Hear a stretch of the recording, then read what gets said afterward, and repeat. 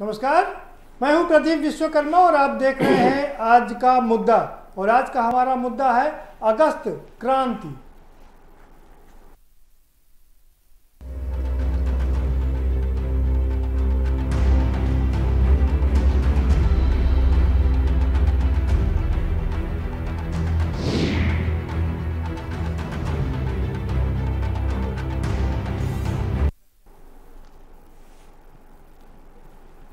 जी हाँ, 9 अगस्त 1942 को भारत ने भारत छोड़ो आंदोलन का नारा दिया था और अंग्रेजों के खिलाफ ये नारा दिया गया था और उसके बाद से अंग्रेजों के पैर उखड़ने लगे।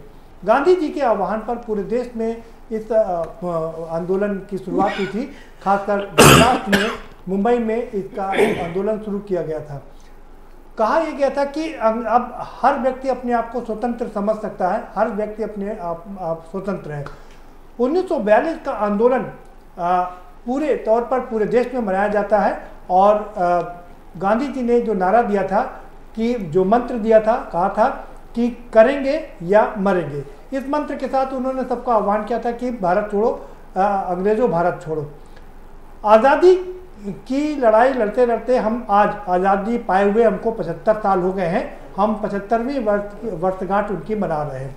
लेकिन आज भी 1942 के अगस्त क्रांति के आंदोलन को हर राजनीतिक पार्टी अपने अपने तरीके से इसको देख रही है। भारतीय जनता पार्टी ने जहां पर काकोरी में शहीद हुए लोगों के लिए श्रद्धा सुमन अर्पित किए और उनको याद किया, तो वहीं दूसरी ओर कांग्रेस ने कहा कि गद्दी छोड़ो, भारतीय जनता पार्टी गद्दी छोड़ो, क्योंकि आप काम नहीं कर पा रहे हो, इसलिए आप गद्दी छोड़ दो। समाजवादी पार्टी ने भी कहा कि ये भारतीय जनता पार्टी कैसे अगस्त क्रांति मना रही है कि जो पुलवामा के शहीदों की पत्नी और बेटे जब आगरा में मुख्यमंत्री से मिलने जाते हैं तो उनसे मुलाकात भी नहीं हो पाती है। तो ये कैसी अगस्त क्रांति है। इन सबसे इतर सवाल सबसे बड़ा ये है कि आज़ादी के 75 साल बाद भी हम क्या जो हमारी बुनियादी मुद्दे हैं उनको अभी तक एड्रेस नहीं किया जा सका है। बुनियादी मुद्दे मतलब रोटी, कपड़ा और मकान। स्वच्छ जल हमको नहीं मिल पाया है, हम कुपोषण के शिकार हैं। अशिक्षा हमारे यहाँ आज भी व्याप्त है, 35% अभी तक लोग हमारे यहाँ अशिक्षित हैं ये। और उसके अलावा कुपोषण एक बड़ी महामारी के रूप में हमारे सामने खड़ा हुआ है। बेरोजगारी की बात करें तो लोगों के हाथ में रोजगार नहीं है। ये अलग बात है कि सरकार खाना दे रही है, 2 जून की रोटी उनको मुहैया करा रही है, लेकिन इससे तो विपक्ष कर रहा है कि इससे तो लोग निकम्मे हो जाएंगे, काम करने की आदत खत्म हो जाएगी। सवाल सबसे बड़ा यही है कि कब होगी बुनियादी चीज़ों के लिए क्रांति, कब हम जो हमारी बेसिक चीज़ें हैं, रोटी, कपड़ा और मकान, स्वच्छ जल, हम कब उसको प्राप्त कर पाएंगे। यही सबसे बड़ा सवाल है और इसी पर हम चर्चा करेंगे। हमारे साथ में खास मेहमानों का पैनल है, हम उनसे आपका परिचय कराएंगे, लेकिन उससे पहले आपको एक रिपोर्ट दिखा देते हैं। ये रिपोर्ट देखिए।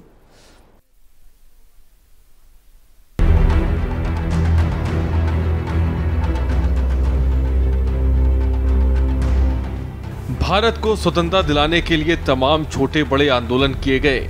अंग्रेजी सत्ता को भारत की जमीन से उखाड़ फेंकने के लिए गांधी जी के नेतृत्व में जो अंतिम लड़ाई लड़ी गई थी उसे अगस्त क्रांति के नाम से जाना गया है। इस लड़ाई में गांधी जी ने करो या मरो का नारा देकर अंग्रेजों को देश से भगाने के लिए पूरे भारत के युवाओं का आह्वान किया था। यही वजह है कि इसे भारत छोड़ो आंदोलन या क्विट इंडिया मूवमेंट भी कहते हैं। इस आंदोलन की शुरुआत 9 अगस्त 1942 को हुई थी, इसलिए इसे अगस्त क्रांति भी कहते हैं। आंदोलन की शुरुआत मुंबई के एक पार्क से शुरू हुई थी, जिसे अगस्त क्रांति मैदान नाम दिया गया। आज़ादी के इस आखिरी आंदोलन को छोड़ने की भी खास वजह थी। दरअसल जब द्वितीय विश्व युद्ध शुरू हुआ तो अंग्रेजों ने भारत से उसका समर्थन मांगा था, जिसके बदले में भारत की आज़ादी का वादा किया गया था। भारत से समर्थन लेने के बाद भी जब अंग्रेजों ने भारत को स्वतंत्र करने का अपना वादा नहीं निभाया तो महात्मा गांधी ने अंग्रेजों के खिलाफ अंतिम युद्ध का ऐलान कर दिया। इस ऐलान से ब्रिटिश सरकार में दहशत का माहौल बन गया था। भारत के इतिहास में अगस्त क्रांति को देश की आजादी के लिए किए गए आंदोलनों में से एक माना जाता है। लेकिन सबसे अहम बात तो यह है कि हमें अंग्रेजों से आजादी तो मिल गई, क्योंकि भारतवासियों ने इसके लिए क्रांतियां की जिससे घबराकर अंग्रेजों को वापस जाना पड़ा। लेकिन आज अहम मुद्दा यह है कि आज भी तमाम ऐसी समस्याओं के गुलाम हैं जिनसे आजादी पाने के लिए बड़ी क्रांति की जरूरत है। अब देखना ये होगा कि गरीबों, बेरोजगारी या शिक्षा जैसी जनमानस की समस्याओं के लिए कब क्रांति का आगाज होता है। स्पेशल डेस्क के न्यूज इंडिया।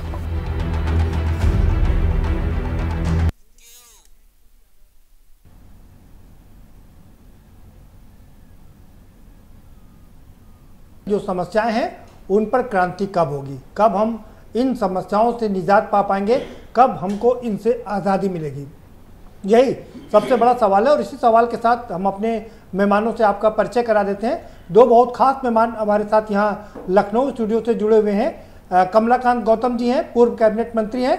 बहुत स्वागत है कमलाकांत गौतम जी, समाजवादी पार्टी के वरिष्ठ नेता हैं। हमारे साथ में दीपक मिश्रा जी जुड़े हुए हैं, प्रसपा के मुख्य प्रवक्ता हैं। आपका बहुत स्वागत है। बौद्धिक सभा के अध्यक्ष भी हैं और जब सपा और प्रसपा एक थी उसमें भी बौद्धिक सभा के वो राष्ट्रीय अध्यक्ष थे। बहुत स्वागत है दीपक जी आपका। शुक्रिया। रफत फातिमा जी हमारे साथ में है, कांग्रेस की प्रखर प्रवक्ता है। आपका बहुत स्वागत है रफत जी। और शशिकांत पांडे जी हमारे साथ में जुड़ चुके हैं, राजनीतिक विश्लेषक हैं। आपका भी बहुत स्वागत है शशिकांत पांडे जी। सीधा रुख करेंगे रफत फातिमा जी का। रफत फातिमा जी, आपने नारा दिया कि भाजपा गद्दी छोड़ो क्योंकि आपसे देश नहीं संभल रहा। सवाल ये है कि आज़ादी मिले हुए हमको 75 साल हो गए, ये बुनियादी समस्याओं पर क्रांति कब होगी, कब मिलेगी, कब मिलेगा हमको इससे छुटकारा? बात कर रहे थे उस वक्त भी हालात ऐसे थे जब ब्रिटिश हुकूमत ने जनता के अधिकारों पर के हनन करे। इस तरीके से करो या मरो का नारा था उस वक्त यही था कि आज या तो करो या मरो, यानी कि अपने अधिकारों के लिए बोलो या फिर मर जाओ। तो ये था ब्रिटिश हुकूमत के खिलाफ एक नारा। और लोगों ने उस टाइम जो आंदोलन करा था उसमें जो है लोग, जनता अपने घरों से बाहर निकल गई थी। उस टाइम उसने कुछ नहीं सोचा था। पता नहीं ना जाने कितने आंदोलनकारी शहीद हो गए थे, लोगों के घर बार उजड़ गए थे। आज हालात ऐसे ही हैं कि जनता त्रस्त है। आज वो अपने अधिकारों के हनन के प्रति बोल रही है लेकिन उसकी आवाज सुनने वाला कोई नहीं है। जिस तरीके से आप देख रहे हैं, बेरोजगारी आप देख रहे हैं किस तरीके से बढ़ रही है। जब युवा अपने हकों के लिए शिक्षा मंत्री के घर जाते हैं या मुख्यमंत्री आवास पर जाते हैं तो किस तरीके से उनको लाठियां मारी जाती है। तो ये बुनियादी हक है जो हर आम इंसान को मिलना चाहिए। तो आज कांग्रेस ने उसके लिए उसके बिल्कुल उसी दर्ज पे आज जो है लोगों के बुनियादी हकों के लिए आज हम लोग सड़कों पे निकले। आज हम महंगाई के विरोध में, आज हम जो है जिस तरीके से बेरोजगारी है, जिस तरीके से जो है किसानों पे अत्याचार हो रहा है, महिलाओं की हालत आप देख रहे हैं। आज वो सैनिक परिवार, पुलवामा में शहीद हुए सैनिक का परिवार जब मुख्यमंत्री जी से मिलने जाता है तो फिर जो है उसको थाने में बैठा दिया जाता है। तो ये पूरी तरीके से अन्यायपूर्ण हो रहा है। ये सरकार पूरी तरीके से सिर्फ अपने प्रचार प्रसार में लगी हुई है।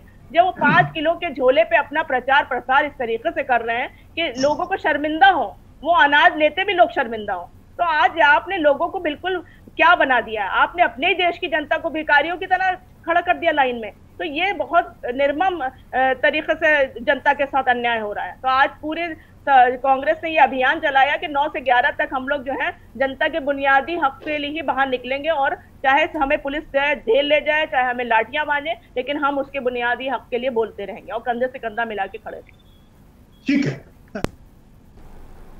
ठीक है। कमलाकांत गौतम जी, अखिलेश यादव जी कह रहे हैं कि संवैधानिक मूल्यों का हनन हो रहा है और संवैधानिक जो हमारे अधिकार हैं उनको पुनर्स्थापित करने के लिए हम ये अगस्त क्रांति मना रहे हैं। लेकिन सवाल दूसरा ये है कि जो हमारे बुनियादी हक हैं, जो बुनियादी हुकूक हैं, उनकी लड़ाई कब लड़ी जाएगी, कब हमको उनसे निजात मिलेगी? आपके चैनल में आपने बुलाया, स्वागत, धन्यवाद आपको। मैं पहले कहना चाहूँगा कि वीर शहीद को सलाम, जय हिंद, नमन। आज का दिन जो अगस्त माह है बहुत ही पवित्र दिन है, जब हमारा देश आज़ादी की बिगुल पर उठ खड़ा हुआ और अंग्रेज को भगाने में सफल हुए। वीर शहीदों को बार बार नमन। आज मुझे याद आ रहा है इतिहास के पन्नों में जब मैं पलटता हूँ, देखता हूँ कि अगस्त माह में महात्मा गांधी जी को परम पूज्य बाबा साहब अम्बेडकर 6 अगस्त को चिट्ठी भेजा कि डॉक्टर अम्बेडकर, या तो आप मेरे पास आकर कुछ चर्चा कर ले या मैं आपके पास आता हूँ। डॉक्टर अम्बेडकर को 106 बुखार हुआ, मुलाकात नहीं हुई, लेकिन डॉक्टर BR अम्बेडकर 14 अगस्त 1931 को मुलाकात हुई। अब मुलाकात होने बाद परम पूज्य बाबा साहब अम्बेडकर ने पूरी बात यहाँ पर दोहरी जो गुलामी की दास्ता थी बताया। एक तो मैं अंग्रेज़ से गुलाम हूँ और दूसरा मैं यहाँ पर रूढ़वादी व्यवस्था से गुलाम हूँ। परम पूज्य बाबा साहब ने आज़ादी की लड़ाई फूंका और इंग्लैंड में जाकर विश्व के मंच पर जाकर अंग्रेज़ों को ललकारा और कहा कि हमारे स्वराज प्राप्त होगा तभी हम लोगों को आज़ादी मिलेगी। हम इस अवसर पर बहुत बहुत नमन इन वीर शहीदों का। लेकिन मैं एक बुनियादी सवाल जो आपने बहुत अच्छा उठाया, सबसे बुनियादी सवाल है रोज़गार की, नौकरी की। हमारी वर्तमान सरकार चाहे केंद्र की हो चाहे स्टेट को हो, ये बार बार हम लोगों को हर वर्ष 2 करोड़ नौकरी की बात कही। क्या ये पूरा किया? बिल्कुल नहीं किया। 15 लाख रुपया सहयोग करने कहा, चेक देने कहा, बैंक में आने कहा, क्या किया? बिल्कुल नहीं किया। गरीब को कर्ज माफ़ करने कहा, क्या किया? बिल्कुल नहीं किया। किसानों को आमदनी दुगना करने कहा, फिर झूठे नहीं किया। पेट्रोल डीजल चूल्हा गैस के आप देख रहे हैं, पूरा संसार देख रहा। देश नहीं बिकने दूंगा, आप देख रहे हैं, चाहे LIC हो चाहे बैंक हो चाहे रेलवे, सब बेचा जा रहा। कोरोना ख़त्म कर देंगे, इन्होंने कहा मैं इस तरह से कोरोना ख़त्म करूंगा जिस तरह महाभारत की लड़ाई हमारे CM PM महोदय ने कहा, बिल्कुल नहीं हुआ। राम मंदिर के ट्रस्ट में जात विशेष के लोगों को, धर्म विशेष के लोगों को, वर्ग विशेष लोगों को ट्रस्टी बनाया, किसी भी समाज को लोगों नहीं बनाया, पूरा दुनिया देख रहा। मंदिर के नाम पर आम जन को चंदा मांगा गया, पूरा दुनिया देख रहा कि चंदाखोर साबित हुए। देश की राजधानी संविधान के जलाया जा रहा, पूरा दुनिया देख रही। तो बुनियादी समस्या इतनी ज़्यादा समय बीजेपी की सरकार बढ़ा दिया है कि इस अब एक क्रांति होने जा रही है। पूरे देश के लोग मिलकर एक क्रांति करेंगे और इस क्रांति में रोटी कपड़ा मकान का जो मूल बुनियाद है, इस समस्या को हल किया जाएगा। सड़क उतर चुके हैं। आपने देखा होगा 5 तारीख को जिस उत्तर प्रदेश में 350 तहसीलों में समाजवादी पार्टी के लोग साइकिल यात्रा कर रहे थे, यहीं पर राष्ट्रीय अध्यक्ष श्री अखिलेश यादव साहब ने 6 किलोमीटर चलाकर स्वयं साइकिल, मैं भी मौजूद था, 6 किलोमीटर चलाकर साइकिल चलाकर इन्होंने आगाज दिया कि साथियों अब सड़क उतरना पड़ेगा। अब सड़क उतरकर हम क्रांति करेंगे और समाज को रोटी कपड़ा मकान की पूरी व्यवस्था कराई जाएगी। ठीक है दीपक मिश्रा जी जी जी, आप कैसे देखते हैं तब की परिस्थितियों में और अब की परिस्थितियों में? क्या ये सवाल वाजिब है? आपको लगता है कि बुनियादी चीज़ों से हमको निजात नहीं मिली, उनसे हमको स्वतंत्रता नहीं मिली? बिल्कुल। जिस सुबह के मुंतजिर वो हमारे क्रांतिकारी थे, वो सुबह अभी तक नहीं आई। शायद लुधियानवी का वो शेर, वो गज़ल जब कही गई थी तब भी जहाँ खड़ी थी वहीं आज भी खड़ी है। 1942 में जब महात्मा गांधी जी ने, पंडित नेहरू जी को भी प्रणाम करना चाहिए, सभी इन लोगों ने, महान विभूतियों ने जब ये नारा दिया करो या मरो, ब्रिटानिया हुकूमत ने उन्हें गिरफ्तार कर लिया। उसके बाद जो दूसरी लाइन थी, डॉक्टर लोहिया, जयप्रकाश नारायण, अरुणा आसफ अली, अच्युत पटवर्धन, इन लोगों ने कहा करेंगे या मरेंगे और भूमिगत होते हुए आंदोलन को आगे बढ़ाया। इसीलिए लोहिया और जयप्रकाश को अगस्त क्रांति का नायक भी कहा जाता है। भूमिगत आंदोलन में उन्होंने रेडियो चलाए, जनजागरण किया। जयप्रकाश नारायण जी ने हजारीबाग जेल तोड़ा। नेपाल में दोनों अंग्रेजी सरकार द्वारा पकड़े जाते हैं, फिर वहाँ के क्रांतिकारी इन दोनों को आजाद। ये बड़ा इतिहास है। इस इतिहास से प्रेरणा मिलती है कि जो भी जालिम हो उनके खिलाफ लड़ना चाहिए जी। भारत का जो संस्कृति है, आप अगर RSS वाले इसे हिंदुत्व भी कहते हैं तो मैं उससे भी सहमत हूं, लेकिन भारत की जो संस्कृति है वह समावेशी संस्कृति है। उदारचरिता नाम वसुधैव कुटुंबकम। हमने अन्याय का विरोध किया है, हमने किसी वर्ण किसी कौम का कभी विरोध नहीं किया। आज आप देखिए, आज अब आप कहते हैं कि वो समस्याएं क्यों अभी वहीं खड़ी हैं। सवाल यह है कि जब हमारा निजाम, मैं जानबूझ के, प्रधानमंत्री जी हमारे प्रधानमंत्री हैं, योगी जी हमारे मुख्यमंत्री हैं, भारतीय गणराज्य के वो प्रधानमंत्री और उत्तर प्रदेश राज्य के वो मुख्यमंत्री, इनका जो फोकस है, इनकी जो प्राथमिकता है, क्या वह बुनियादी विकास करना है? आप देखिए SDG की जो रिपोर्ट अभी आई है, सतत डेवलपमेंट गोल्स, सतत विकास उपलब्धियां, UNO ने जो सूत्र दिए हैं विकास के, जिसमें गरीबी उन्मूलन है, जिसमें शिक्षा है, जिसमें प्रति व्यक्ति आय है, उसमें भारत 120वें स्थान पर है मान्यवर। क्या ये शर्म की बात नहीं है? और छोड़िए, और उत्तर प्रदेश को अगर हम लोग ले तो उत्तर प्रदेश 25वें स्थान पर है। क्या यह और शर्म की बात नहीं है? अभी वही है निजाम कोहना, अभी मैं किस तरह मुस्कुराऊं। आप देखिए अरबपतियों की संख्या में भारत जहां तीसरे स्थान पर है अमेरिका और चीन के बाद, वहीं प्रति व्यक्ति आय में वह 162 देशों से पीछे है। गरीबी में सबसे बड़ी संख्या अफ्रीकी गणराज्य जो सबसे गरीब माने जाते हैं, घाना और बुरांडा और बर्किना फासो जैसे देशों से ज्यादा गरीबों की संख्या हिंदुस्तान में है। और सिर्फ एक राज्य अगर छोड़ दिया जाए, समाजवादी नेता नवीन पटनायक, बिजू पटनायक समाजवादी नेता के पुत्र नवीन पटनायक ने अगर भुवनेश्वर को छोड़ दिया जाए तो अभी तक कोई ऐसा महानगर नहीं है जहां हम टोटी के पानी से पानी पी सकते हैं, यानी कि पेयजल तक हम लोगों को उपलब्ध नहीं करा सकते। शिक्षा का आलम तो यह है मान्यवर, अगर हमारे आपके पॉकेट में 25-30 लाख रुपए न हो तो हम अपने प्रतिभाशाली बच्चों को डॉक्टर नहीं बना सकते, इंजीनियर नहीं बना सकते। तो अभी तक हाल वही है जो समस्याएं तब थी। और मैं आज भगत सिंह को याद करते हुए कहूंगा कि भगत सिंह ने कहा था कहीं ऐसा न हो कि गोरे अंग्रेज चले जाएं, उनकी जगह हुक्मरानी काले अंग्रेजों की आ जाए। तो आज गोरे अंग्रेज चले गए, काले अंग्रेज मैं शब्द दोहरा रहा हूं, चंद विदेशी पूंजीपतियों के साथ देसी पूंजीपतियों का एक नेक्सस बनाकर देश को लूट रहे हैं। वरना जब देश की प्रति व्यक्ति आय घट रही थी, देश की आमदनी घट रही थी, तो चंद अरबपतियों की आय 22% क्यों बढ़ रही थी? ये एक अपने आप में बड़ा सवाल है, बिल्कुल ठीक करें। हमारे साथ केसी जैन साहब भी जुड़ चुके हैं, भारतीय जनता पार्टी के नेता है। केसी जैन साहब, आपका भी बहुत स्वागत है और हम शशिकांत जी का रुख करेंगे, लेकिन उससे पहले केसी जैन जी के पास चलते हैं। जैन साहब, हम ये जो आज़ादी की 75वीं वर्षगांठ मना रहे हैं, लेकिन सवाल ये है कि हमारी जो बुनियादी सुविधाएं हैं जो असुविधाओं में बदली हुई हैं, उनसे हमको कब निजात मिलेगी, कब उसके लिए कोई क्रांति होगी?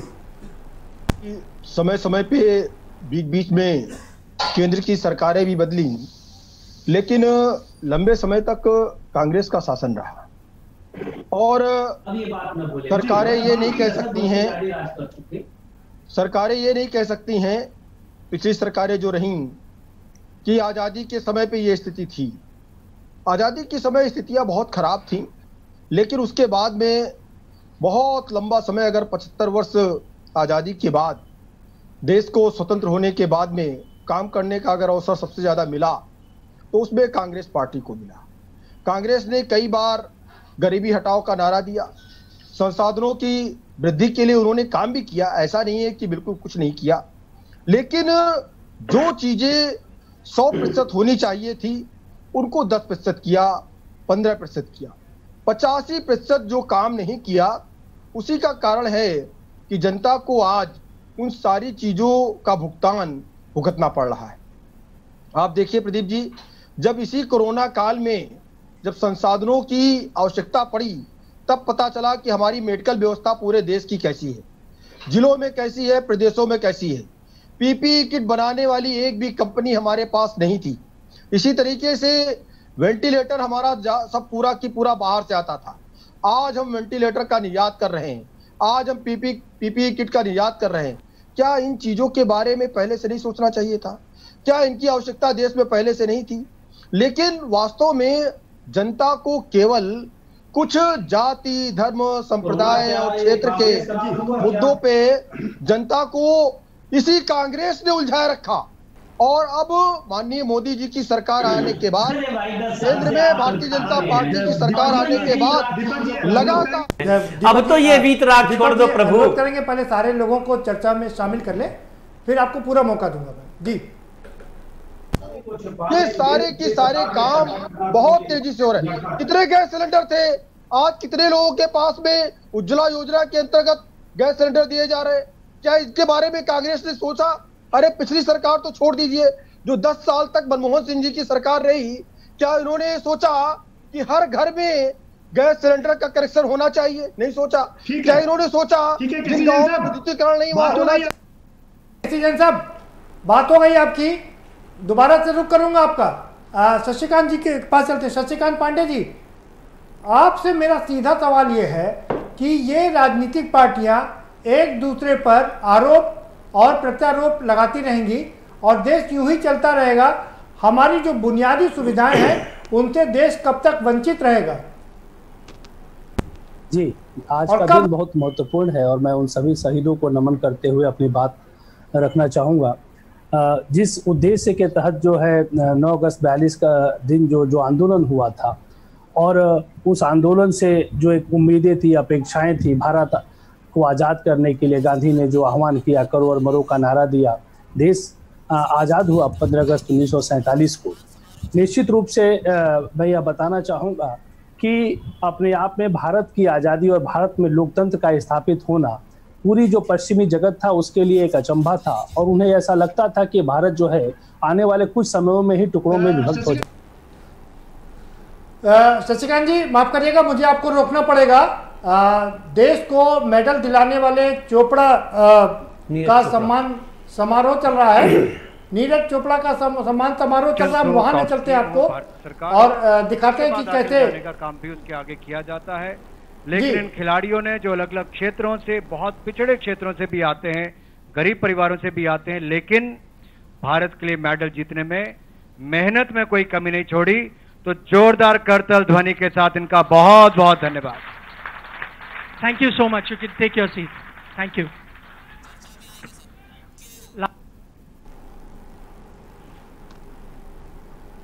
जी हाँ, तो ये है नीरज चोपड़ा जी जिन्होंने देश का मान बढ़ाया, देश का सम्मान बढ़ाया है। और फेंक भाला जहां तक भाला जाए, फेंक भाला जहां तक भाला जाए, ये पंक्तियां हैं उनके लिए। और ये है वो वीर जिन्होंने देश को सम्मान दिलाया है और उनका सम्मान किया जा रहा है। वापस अपनी डिबेट पर आते हैं। शशिकांत पांडे जी, वापस मैं आपके पास ही आ रहा हूं, आप अपनी बात पूरी कर लीजिए सर। 1947 में पूरा पाश्चात्य जगत अचंभित था और उसको ऐसा लगता था कि भारत में लोकतंत्र जो है वह लंबे समय तक जीवित नहीं रह सकता, क्योंकि भारत में लोकतंत्र के बने रहने के लिए कोई आवश्यक परिस्थितियां नहीं हैं, क्योंकि न तो हम आर्थिक विकास के कोई स्तर पे थे, न हमारा शिक्षा का स्तर कोई बहुत बढ़िया था और हमारे यहाँ बहुत भाषाई आधार पर भी कोई एकरूपता नहीं थी। लेकिन भारत में 70-75 वर्षों से अगर लोकतंत्र पुष्पित पल्लवित हो रहा है तो निश्चित रूप से जो है इसका श्रेय जो है वो उन लोगों को जाता है जो कि हमारी की आज़ादी के बाद जो प्रथम पीढ़ी के जो नायक थे, जो आज़ादी की लड़ाई में जिन्होंने बहुत सक्रिय योगदान किया था और जिसने बाबा साहब अम्बेडकर के नेतृत्व में बहुत सुंदर संविधान का निर्माण किया था और कि आज हम खुली हवा में चैन से सांस ले रहे हैं। और तमाम जो राष्ट्र हैं जो कि अधिनायकवाद की तरफ चले गए, तानाशाही की तरफ चले गए और जहां अभी भी लोकतंत्र जड़ें नहीं मजबूत कर पाया है, उसके अगर तुलना में हम देखें तो भारत जो है इस मामले में कहीं बहुत सफल रहा है। और यह लगभग एक अभी आपकी बात सच नहीं सर, आपकी बात शशिकांत पांडे सर, आपकी बात बिल्कुल ठीक है कि हमने लोकतंत्र को दिनों दिन मजबूत किया है, लेकिन बेसिक सवाल मेरा वही है कि क्या सिर्फ लोकतंत्र मजबूत होता रहेगा और इस देश के निवासी बुनियादी सुविधाओं से वंचित रहेंगे? जब संविधान को बाबा साहब समर्पित कर रहे थे और तो उन्होंने एक फाइनल जो स्पीच था, उन्होंने कहा था कि राजनीतिक लोकतंत्र तो भारत में स्थापित हो रहा है, लेकिन सामाजिक और आर्थिक लोकतंत्र का क्या होगा, इसको लेकर के उनके मन में भी जो है शंका थी। तो एक सामाजिक और आर्थिक लोकतंत्र के लिए बड़ा जरूरी था कि जो पंक्ति का जो अंतिम व्यक्ति था उसको जो है वो जमीन पर जाकर के सशक्त बनाना, साक्षर बनाना और मुख्य धारा का हिस्सा बनाना। दुर्भाग्य की बात ये है, हम ये तो नहीं कहते कि जो है 70-75 वर्षों में कुछ भी नहीं हुआ। हम भारत जो है आज एक पावर है और हमने तमाम क्षेत्रों में तमाम प्रगति की है, लेकिन अभी भी एक जो हम आज बात करते हैं समावेशी लोकतंत्र की, लोकतंत्र का जो बुनियादी मतलब होता है कि लोकतंत्र जिसमें कि सबकी हिस्सेदारी हो, दुर्भाग्य की बात है कि हमारे यहाँ वो जो सबकी हिस्सेदारी वाला जो पक्ष है वो मात्र किताबों तक सीमित रह गया है। न्यायपालिका है तो वहां भी अगर कोई संपन्न वर्ग का व्यक्ति है वो एक महंगे वकील कर सकता है और अपने पक्ष में जो है वह कोई भी डिसीजन को मोल्ड कर सकता है, या फिर कहीं भी किसी सरकारी दफ्तर में है अगर उसे कोई कार्य हो एक आम आदमी को तो उसके लिए बहुत वो मुश्किल होता है कि वहां पर अपने कार्य कराना। या फिर जो बुनियादी जो शिक्षा की अगर हम बात कर लें, आज शिक्षा भी जो है वो दो वर्गों के लिए अलग अलग हो गई है, एक संपन्न वर्ग के लिए और एक जो है समाज के जो पिछली कतार के व्यक्ति के लिए। तो कहने का अभिप्राय यह है कि जो हमारे यहाँ एक तरफ आर्थिक विकास तो हुआ, लेकिन वो विकास का जो सभी को लाभ मिलना चाहिए था वो न हो करके वह कुछ वर्गों तक, कुछ लोगों तक सीमित होता गया और एक तरह से बड़े पैमाने पर हमारे यहाँ जो है असमानता ने जन्म। समावेशी विकास नहीं हो पाया। लगातार राजनीतिक पार्टियां ये दावा और वादे करती रही हैं, लेकिन शशिकांत पांडे जी कह रहे हैं कि समावेशी विकास नहीं हो पाया है। और यही उसके साथ साथ में ये भी सबसे बड़ा सवाल यही कि हम आज तक अपने पूरे लोगों को शिक्षित नहीं कर पाए। उड़ीसा में अगर एक जिले को छोड़ दिया जाए तो बाकी पूरे देश में हम पानी, शुद्ध पानी लोगों को नहीं मुहैया करा पाए, रोजगार हम नहीं दे पाए। हमारे साथ में बढ़ती हुई आबादी जो है वो डिविडेंड के रूप में है, उनको रोजगार मुहैया नहीं करा पाए हैं, रहने के लिए घर नहीं है, छत नहीं है उनके पास में। आखिर इसके लिए क्रांति कब होगी, और इसी पर चर्चा जारी रखेंगे, लेकिन एक छोटे से ब्रेक के बाद।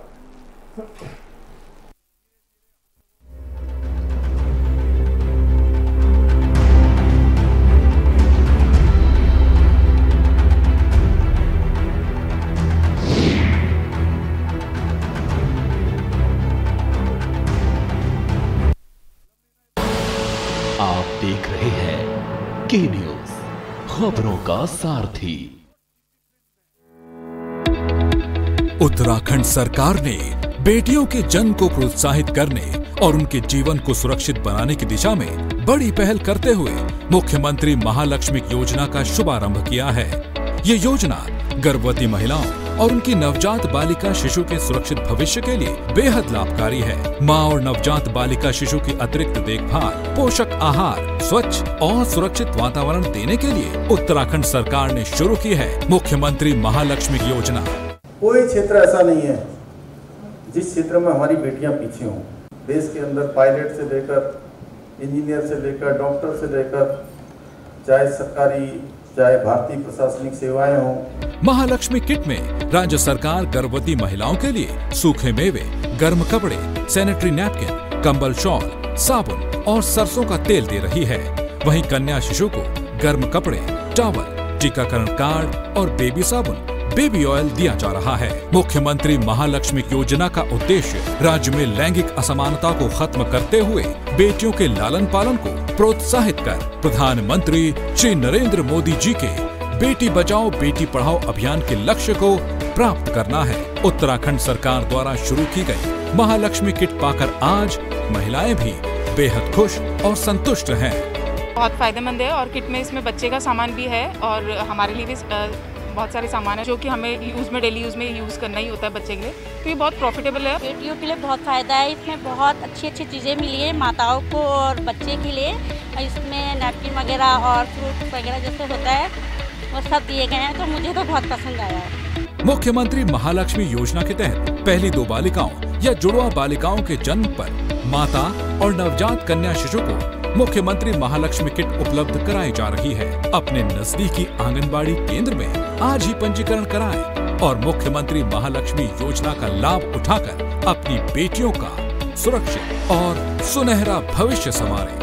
मुख्यमंत्री महालक्ष्मी योजना हमारी बेटियों को एक स्वस्थ और सुरक्षित भविष्य देने का प्रयास है। बेटियां हमारे देश का भविष्य हैं।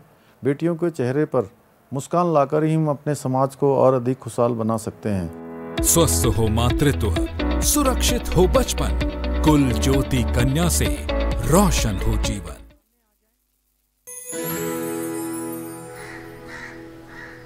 अब हारने के लिए तैयार हो जा चुटकी। ये देख क्वीन मेरी। भाभी देखो ना भैया। अरे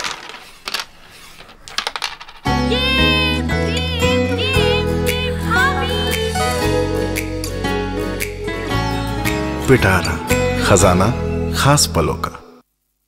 जुबान के लिए उड़ चला गैरों की ज़मीं पर, खुशबू अपने पन की ढूंढता। दूर कितना भी जा, इस जुबान से दूर ना जा पाओगे। विमल, बोलो जुबान केसरी।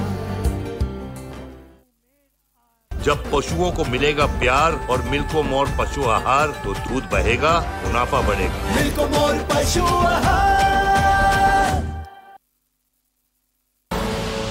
आप देख रहे हैं के न्यूज, खबरों का सारथी।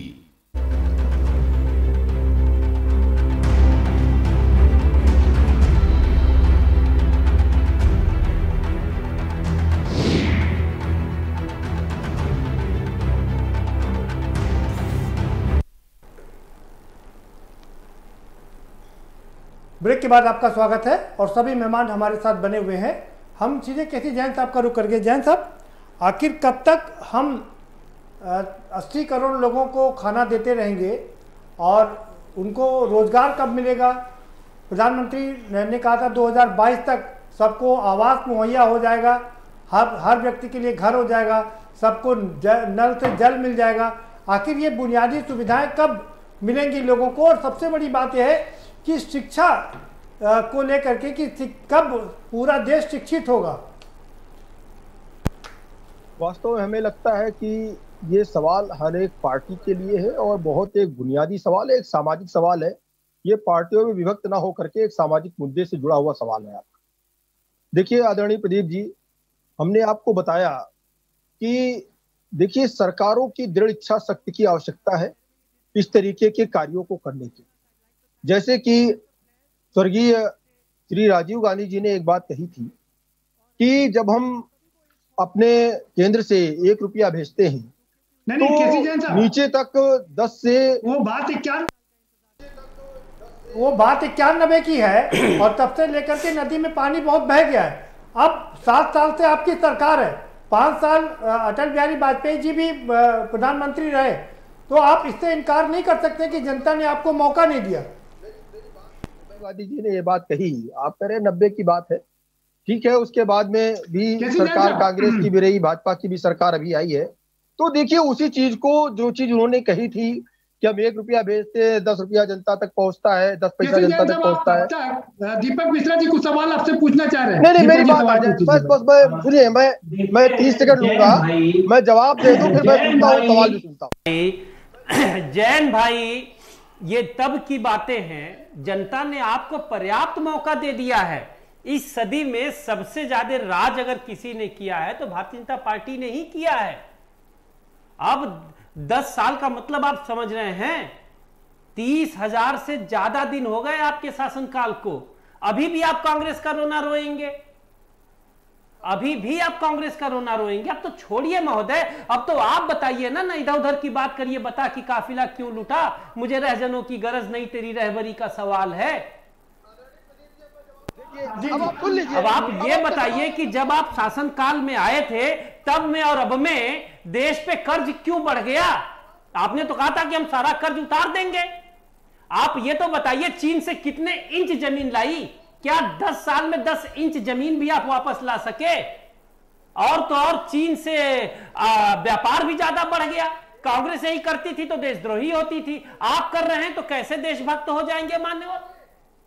जब आप देखिए मेरी बात सुन लीजिए। इंदिरा गांधी ने तो चीन से बात तक नहीं की, वाणिज्य दूतावास तक बंद करा दिया। दीपक जी का जवाब ले लें कैसी जैन साहब का। इसका जवाब यही देंगे कि इसके लिए नेहरू जिम्मेदार थे, वो क्या करें। अब अपनी जिम्मेदारी से बच नहीं सकते। ठीक है, पिछले 7 सालों से भारतीय जनता पार्टी की सरकार केंद्र में है, हमने काम भी किया है और जो चीज राजीव गांधी जी कहते थे उसका हमने जवाब भी दिया, हमने उसका जवाब भी दिया है। देखिए ऐसे नहीं चलेगा, ऐसे नहीं चलेगा, ऐसे नहीं चलेगा। जवाब आने दीजिए। दीपक जी हमारा रफत जी आपके पास। दीपक जी हमारा बेसिक सवाल ये है कि हमारी बुनियादी जो मुद्दे हैं उनका समाधान कब होगा? कैसी जैन साहब, मैं अपने सवाल पर आता हूँ, अपने मुद्दे पर आ रहा हूँ। हमारी जो बुनियादी सुविधाएं हैं या जो असुविधाएं हैं उनके खिलाफ क्रांति कब होगी? कब करेंगे आप लोग क्रांति? अब मेरा जवाब ले लीजिए, मैं बहुत समय नहीं लूंगा। ठीक है, 1 मिनट में मैं अपनी बात को खत्म कर दूंगा। 30 सेकंड से। देखिए मैं ये कह रहा था कि स्वर्गीय राजीव गांधी जी ने जो बात कही और जो एक सवाल उन्होंने खड़ा किया, उसी का रास्ता माननीय मोदी जी ने ढूंढा। और ये काम बहुत पहले हो सकता था। जब इलेक्ट्रॉनिक क्रांति, सूचना क्रांति की बात कांग्रेस लगातार करती थी, तो क्या इस तरीके का काम नहीं कर सकती थी कि लोगों के अकाउंट खुले और लोगों के अकाउंट में सीधे पैसा जाए? वो चाहे गैस सब्सिडी हो, चाहे किसान सम्मान निधि हो, या इस तरीके का पैसा हो। तो ये घोटाले का रास्ता किसने खोल रखा था? अरे अगर कांग्रेस ने काम नहीं किया केसी जैन साहब, उसका खामियाजा वो भुगत रहे हैं। 2 बार आपकी बहुमत की सरकार बन चुकी है। जी रफत फातिमा जी कुछ कहना चाह रही हैं? जी रफत जी।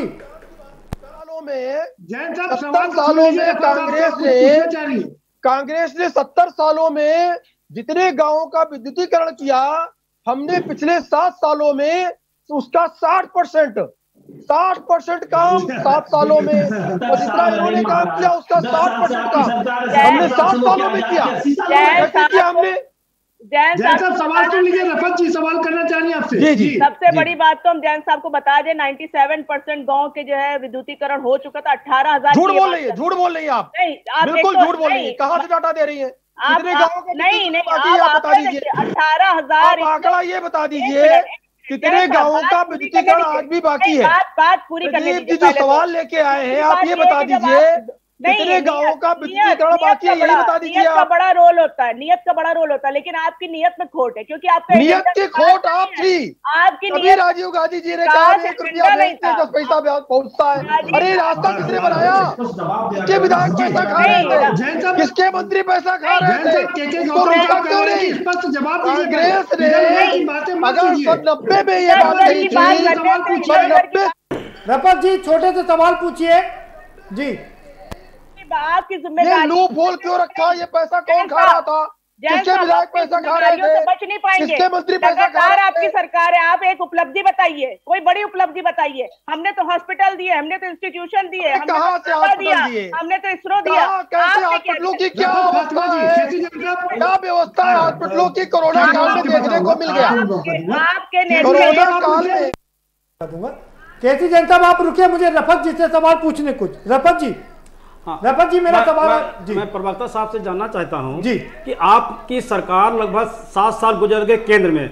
आपने कहा किसानों की आमदनी हम दोगुनी कर देंगे। मुझे कृपया बताएं क्या दोगुनी हुई या नहीं हुई? 1-2 क्या दोगुनी हुई या नहीं हुई? रफत फातिमा जी, कमलाकांत गौतम जी केसी जैन साहब से सवाल पूछना चाह रहे जी।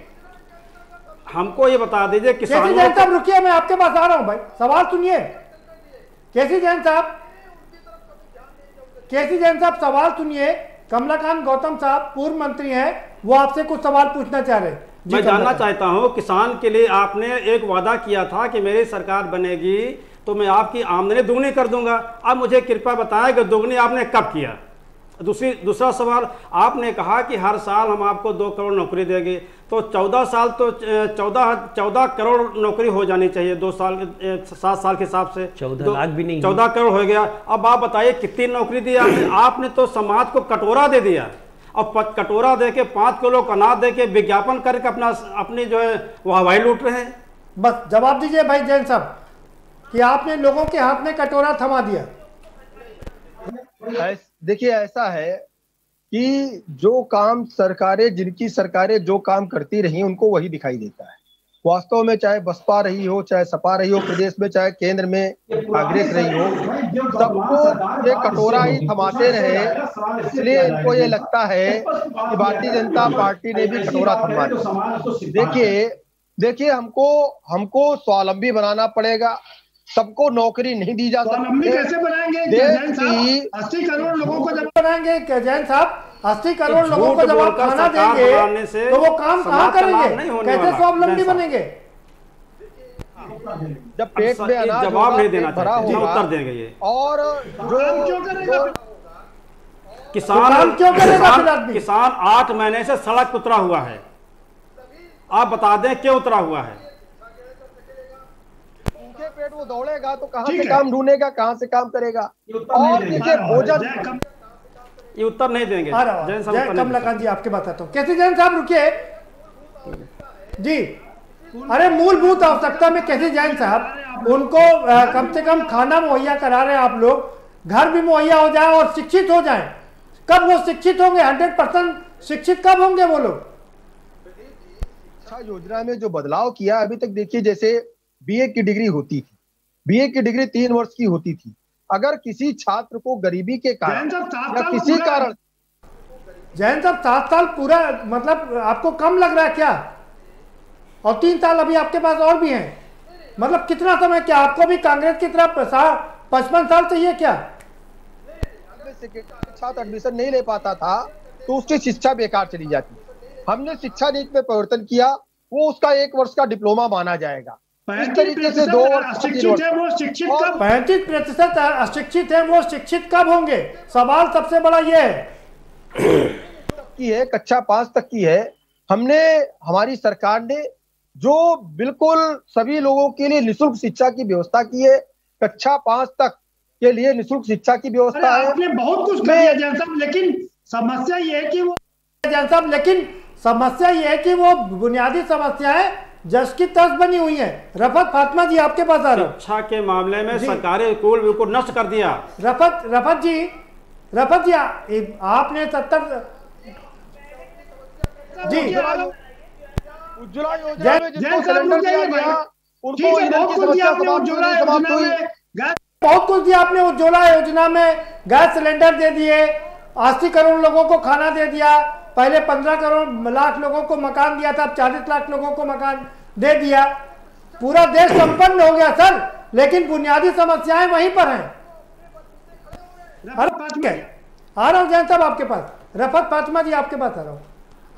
ये इसमें कोई शक नहीं है कि जब देश आजाद हुआ था तो बुनियादी सुविधाओं का अभाव था। जैन साहब आ रहा हूं सरकार आपके पास। आपकी सरकार है, थोड़ा सा समय दूसरों को भी दे देते हैं।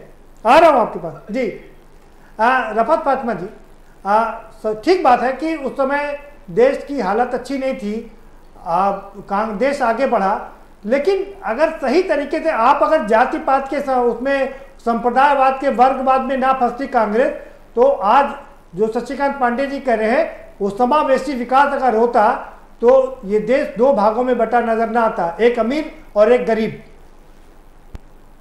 अगर जहाज तक के किसी ने बनाया तो कांग्रेस नहीं बनाया। हाँ, हम मानते हैं कि कुछ गलतियां रही होंगी, तभी जनता ने बदलाव के लिए इनको लाया गया। भाजपा जिस तरीके से फुल मैंडेट से आई है तो जनता ने इनको बदलाव के लिए लाया था, लेकिन इनकी बड़ी उपलब्धि बताई है कि इन्हीं ने कुछ करा हो। जिस तरीके से बात कर रहे हैं कांग्रेस ने कुछ नहीं करा, कांग्रेस ने ही सब कुछ करा। आज उन योजनाओं पे अपने लेबल चिपकाए जा रहे हैं। तभी 80 करोड़ लोगों को हमको खाद्यान्न बांटना पड़ रहा है। जो 80 करोड़ लोगों को हम लोग को तभी खाद्यान्न बांटना पड़ रहा है। आपने बहुत काम कर दिया। 135 करोड़ आबादी में 80 करोड़ लोगों को 80 करोड़ लोगों को हमको भोजन की व्यवस्था करनी पड़ रही है। महिलाओं की स्थिति आज क्या है? जब आप राष्ट्रवाद की बात करते तो एक सैनिक, पुलवामा के शहीद सैनिक जब जो है मुख्यमंत्री से मिलने जाते हैं थाने पे बैठाया जाता है।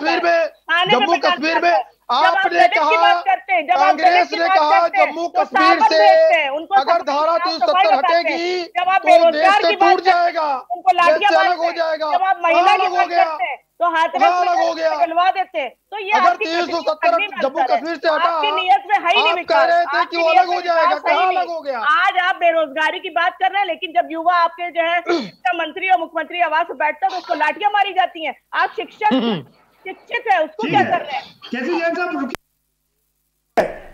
जैन साहब रुके, आ रहा हूं आपके पास। रफत जी आपकी बात हो गई, शशिकांत पांडे जी का रुख करते हैं। शशिकांत जी, सारी सरकारों ने ये दावे किए और वादे किए कि वो कैसी जैन साहब थोड़ा बख्श दीजिए। आ रहा हूं आपके पास सरकार। हाँ, आपने 370 हटा दिया, ठीक है, बिल्कुल ठीक काम किया।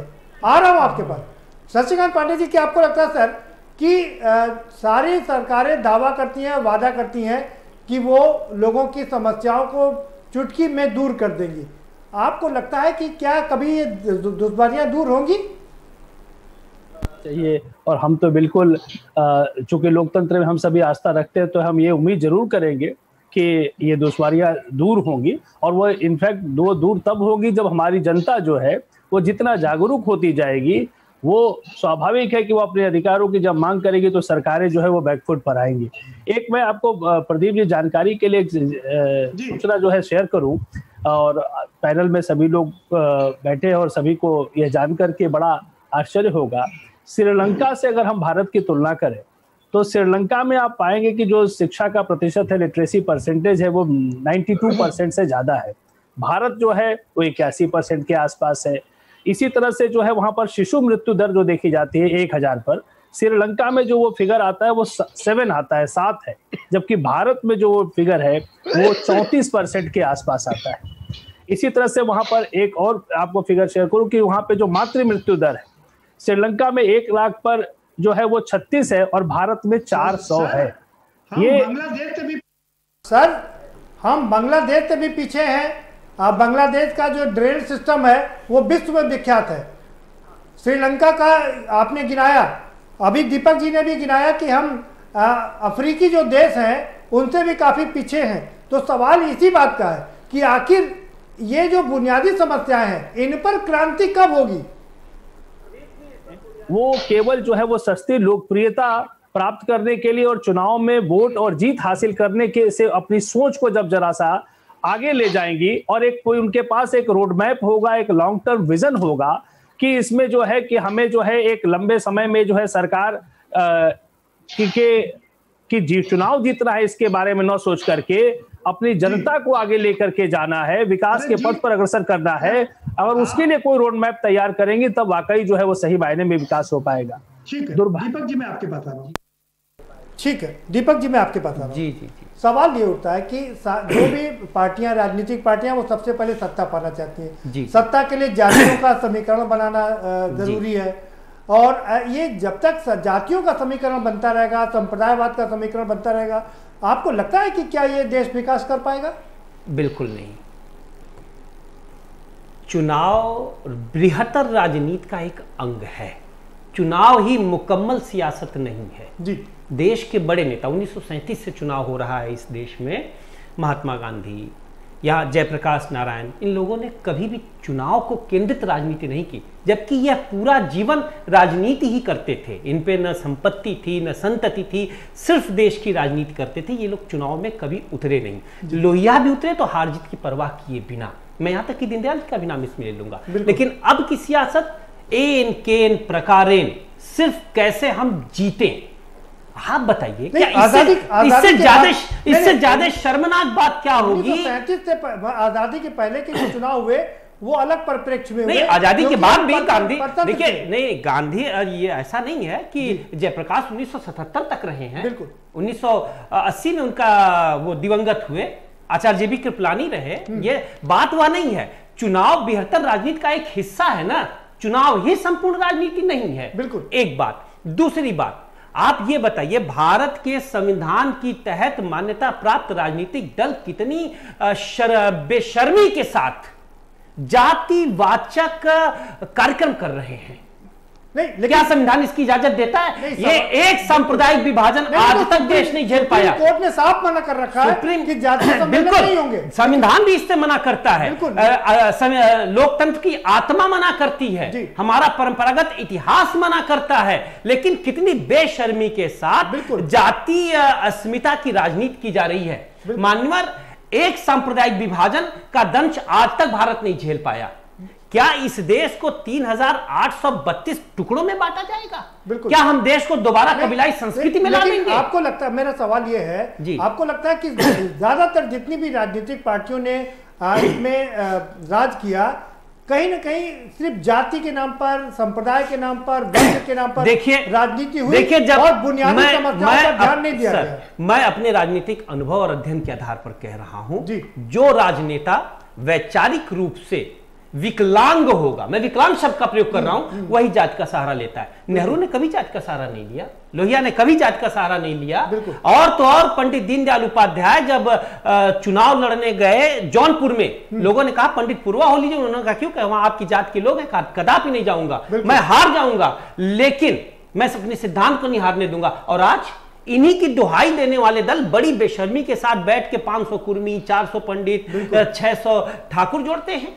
यह राष्ट्रवाद और समाजवाद के सीने पर चढ़कर देशद्रोह कृत्य है। बिल्कुल, उन्हें राष्ट्र, अपने आप को राष्ट्रवादी और समाजवादी कहने का कोई भी हक नहीं, जो जाति की गणित जोड़कर चुनावी राजनीति में उतर रहे हैं। कमलाकांत गौतम जी, आपकी पार्टी भी लगातार जातीय सम्मेलन करना या जातियों का कॉम्बिनेशन बनाना, मैं एक बस एक बात कह दूं, इसीलिए हमने घोषणा की है कि हमारी पार्टी कोई भी जातीय कार्यक्रम नहीं करेगी। चलिए, ये एक अच्छी बात है। कम से कम एक पार्टी तो ये ऐलान कर रही है कि कोई जातीय सम्मेलन नहीं करेंगे, जातिवाद को आगे नहीं बढ़े। कमलाकांत कौंजम जी, आप भी, आपकी पार्टी भी कभी MY का फैक्टर बनाती है, कभी अजगर बनाती है, कभी कोई कॉम्बिनेशन बनाती है, लेकिन देश की बुनियादी समस्याओं पर कब बात की जाएगी? बुनियादी समस्या हमारे राष्ट्रीय अध्यक्ष ने पहले कहा कि मेरी सरकार बनते मान मैं रोजगार के तुरंत उपलब्ध कराऊंगा, आपके सामने है जी, इन्होंने तुरंत कहा। इन्होंने ये जरूर कहा कि देश में जाति बनाने वाले लोग हैं कौन, वर्गीय व्यवस्था बनाने वाले हैं कौन लोग, जो जात को बनाने वाले लोग और वर्ग को बनाने वाले लोग वही यहीं पर डिस्टर्ब कर रहे हैं। देखिए भाई, यहाँ पर कोई जात का कोई मतलब नहीं है, यहाँ पर भागीदारी का मतलब है, जिसकी संख्या जितनी भारी उसकी इतनी हिस्सेदारी। देखिए नहीं, वो तो पांडे जी कह रहे हैं कि समावेशी विकास होना चाहिए, बिल्कुल होना चाहिए, वर्ग के पीछे नहीं छूटना चाहिए। भारतीय संविधान में जात का कोई भी इसमें भारतीय संविधान स्पष्ट है कि जो व्यक्ति, जो समाज के आर्थिक और सामाजिक स्थिति खराब हो, इसको समतल लाने के लिए, बराबरी लाने के लिए इसको विशेष सुविधाएं देना चाहिए कुछ काल के लिए। बिल्कुल, ये व्यवस्था संविधान में, हम भारत के लोग, हम भारत के लोग ठीक है। लेकिन सर आप ये बता दीजिए कि कब इन बुनियादी समस्याओं के लिए क्रांति होगी? देखिए, बुनियादी समस्याओं की क्रांति जब होगी जब झूठ बोलने वाले को हम चौकीदार हैं इनको हटाना पड़ेगा, मैं फकीर हूं इनको हटाना पड़ेगा। राजनीतिक पार्टी सच बोल रही है, इसका अंदाजा लगाना बड़ा मुश्किल मैं तो चौकीदार हूँ। आपने देखा चौकीदारी करते करते सारा देश का धन नोटबंदी चला गया विदेश। बिल्कुल, मैं फकीर हूँ, इन्होंने कहा फकीर कहने के बाद 10 लाख का कपड़ा पहन आते हैं टीवी में, तो ऐसे लोग हटाना पड़ेगा। ठीक है, ठीक है, आप आ जाएंगे तो बुनियादी समस्याएं दूर हो जाएंगी। रफत फातिमा जी, आप क्या कहेंगी कि आखिर, मैं फिर से आपसे, क्योंकि आप लोग आज़ादी की लड़ाई में संघर्ष किया, कांग्रेस की मैं बात कर रहा हूं, तो कांग्रेस आखिर इन बुनियादी समस्याओं पर क्रांति कब करेगी? जात पात और वर्ग और जाति की कभी कोई ऐसी राजनीति नहीं करी है, सिर्फ हमेशा जनता के अधिकारों पे बात करी है। आज भी वो हर वर्ग को साथ लेके चल रही है। रफत फातिमा जी, फिर मैं आपसे वही सवाल करूंगा, अगर हर सबकी किया तो ये बुनियादी समस्याएं रह क्यों गई? लोग अशिक्षित क्यों हैं? लोगों को जल से नल से जल आज तक क्यों नहीं मिला? लोगों के घरों पर छत क्यों नहीं हुई? जी, आज भी 80 करोड़ लोगों को रोटी देना पड़ रहा है, वो 2 जून की रोटी नहीं कमा पा रहे हैं। इससे बड़ी विडंबना क्या कोई हो सकती है? से नहीं निभाया, सिर्फ प्रचार प्रसार में अपना समय लगा रहे हैं। तो आज जो चीजें जहां रुकी हैं वहीं पे रुकी रह गई, और हमारा आज भी वही है कि हम जनता के बुनियादी हकों के लिए ही लड़ते रहेंगे। बुनियादी जरूरतें जो है, बेसिक नीड्स है, हम उसी पे मतलब आप दोनों राज करते रहेंगे बारी बारी से, और यूं ही चलता रहेगा देश। केसी जैन साहब, आपका फाइनल कमेंट। रफत जी, समय कम है। जब समाजवादी पार्टी की सरकार आती है तो वो आतंकवादियों के मुकदमे वापस लेती है। क्यों वापस लेती है? क्योंकि उसको अल्पसंख्यकों का वोट चाहिए। और जब सीए के आंदोलन के नाम पर लखनऊ के हजरतगंज में मीडिया कर्मियों की गाड़ियां फूंकने वाले लोग, उपद्रव करने वाले लोगों के जब होर्डिंग लगते हैं लखनऊ में और उनके खिलाफ मुकदमा कायम होता है, तो यही समाज आप भी मौका नहीं चूकते हैं जैन साहब, कोई भी हिंदू मुसलमान मौका देख करके चौका जरूर आप लगा देते हैं, मतलब टारगेट जरूर करेंगे आप लोग। जी, मेरा सवाल सर आपसे ये था, निवेदन ये था, इन बुनियादी सुविधाओं असुविधाओं पर क्रांति कब होगी? ग्रामों में आवास मिल रहे हैं, किसानों को किसान सम्मान निधि मिल रही है, महिलाओं को उज्ज्वला योजना के अंतर्गत घर में सिलेंडर मिल रहा है, और का धन नोटबंदी करके देश का धन विदेश चला गया, आराम चला गया। सर मेरे पास समय कम बचा है। कैसे जैन साहब, आपकी बात होगी। दीपक जी, आपका फाइनल कमेंट। मेरा तो निष्कर्ष यही है कि जब तक राजनीति सैद्धांतिक नहीं होगी जी, और लोक राज वाले लोग लाज का ध्यान नहीं रखेंगे, यह चमन यूं ही रहेगा और हजारों जानवर अपनी अपनी बोलियां बोलकर उड़ जाएंगे। जी, चलिए शशिकांत पांडे जी, आपने एक बिल्कुल बात ठीक कही कि हर टनल के बाद अंत में एक रोशनी दिखाई देती है और हमें उम्मीद का दामन नहीं छोड़ना चाहिए।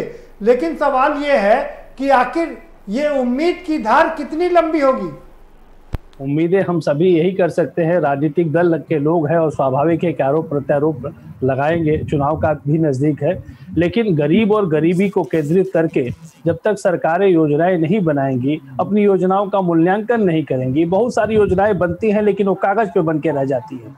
अभी विद्युतीकरण की बात केसी जैन साहब कह रहे थे, लेकिन कितने घंटे बिजली की सप्लाई हो रही है, बिजली के बिल क्या हैं, ये बहुत सारी चीजें हैं जिन पर कि जो है सरकारों को विचार करना चाहिए।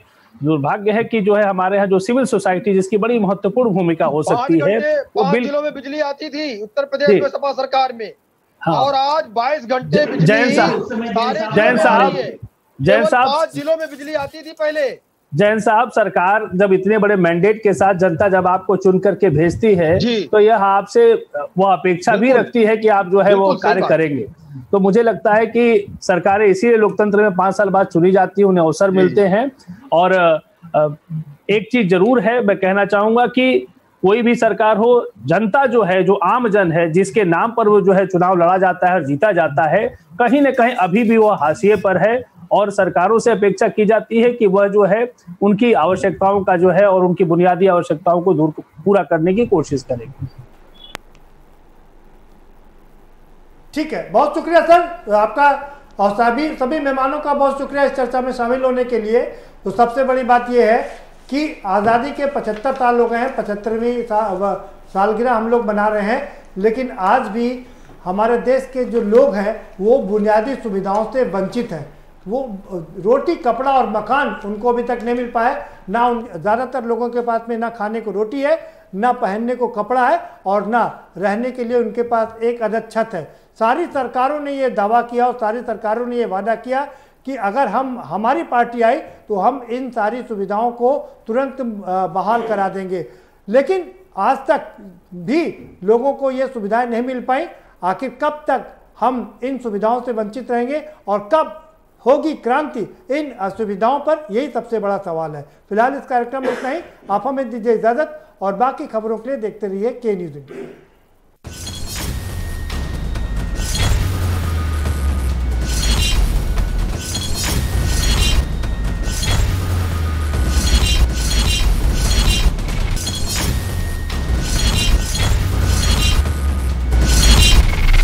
इस कार्यक्रम के प्रायोजक हैं गोल्डी मसाला।